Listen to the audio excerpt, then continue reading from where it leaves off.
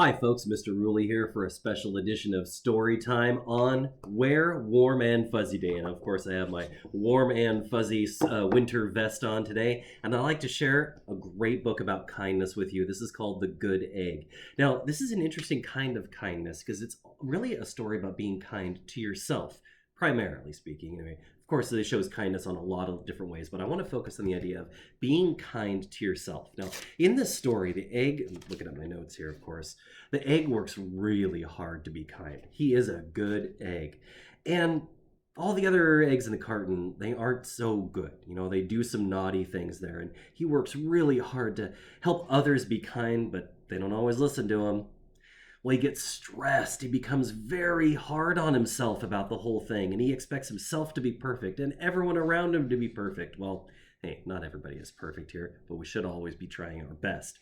So he learns to practice self-care, which is actively doing things to help himself calm down and reduce some of the stress. And I think this is a great message here about self-care in this book by Jory John and Pete Oswald, The Good Egg. Let's go ahead and check it out together here.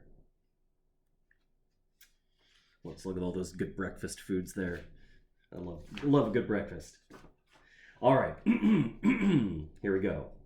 Oh, hello. I was just rescuing this cat. You know why? Well, because I am a good egg. A very good egg.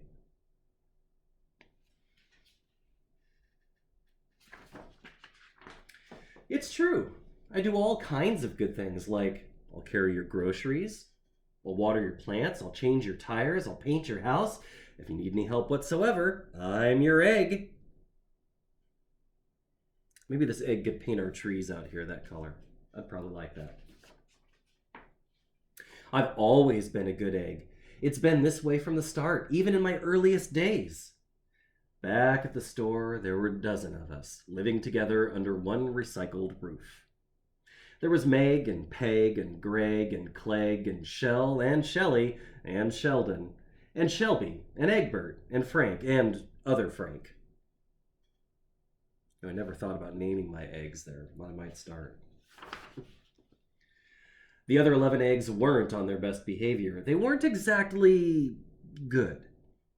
They ignored their bedtime. They only ate sugary cereal. They threw tantrums. They cried for no reason. They broke their stuff on purpose.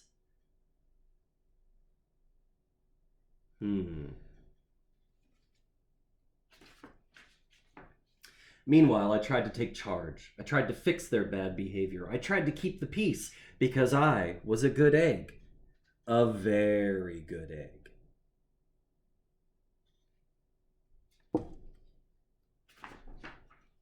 Nobody seemed to care, though. Every night, I was exhausted. My head felt scrambled. Then one fateful morning, I noticed some cracks in my shell. They were everywhere.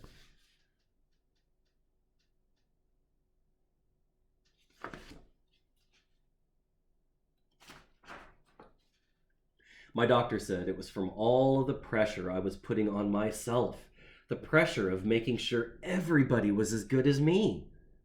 I was cracking up. Literally, something had to change. I'd had enough. We all feel like that sometimes, huh? Let's look and see what he did. I told Meg and Peg and Greg and Clegg and Shell and Shelly and Sheldon and Shelby and Egbert and Frank and other Frank that I was leaving. I can't be the only good egg in a bad carton, I said. Blah, blah, blah, they replied. I left that night. Uh-oh.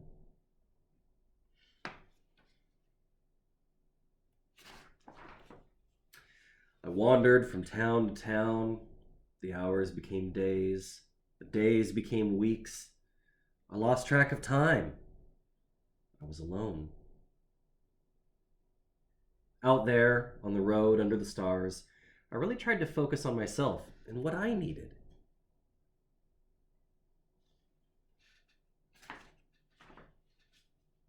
I took walks. That's healthy. I read books. You know how I feel about that. I floated in the river, and on a flamingo, no less. I wrote in my journal. Ooh, writing is always a good way to sort out some feelings. I found simple moments to be quiet. I breathed in. I breathed out. I even started painting. Look at all these healthy things to do. You can do these kinds of things to help take care of yourself.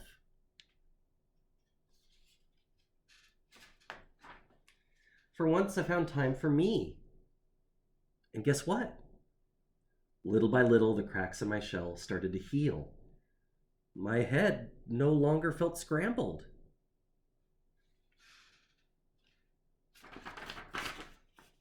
I started to feel like myself again.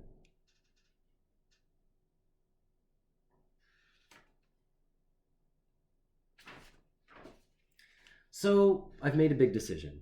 I'm returning to my old carton and my friends. Besides, I'm kind of lonely out here. This time I know what I need to do. I'll try not to worry so much. I'll be good to my fellow eggs while also being good to myself. That's good, finding the balance. Finding the balance is the important thing. Here we go. Everybody missed me. I missed them too. Hello, Meg. Howdy, Peg. Hey, Greg. Greetings, Clegg. What's up, Shell? Aloha, Shelly. Hey-o, Sheldon. Hi, Shelby. Good day, Egbert. What's happening, Frank? Howdy do, other Frank.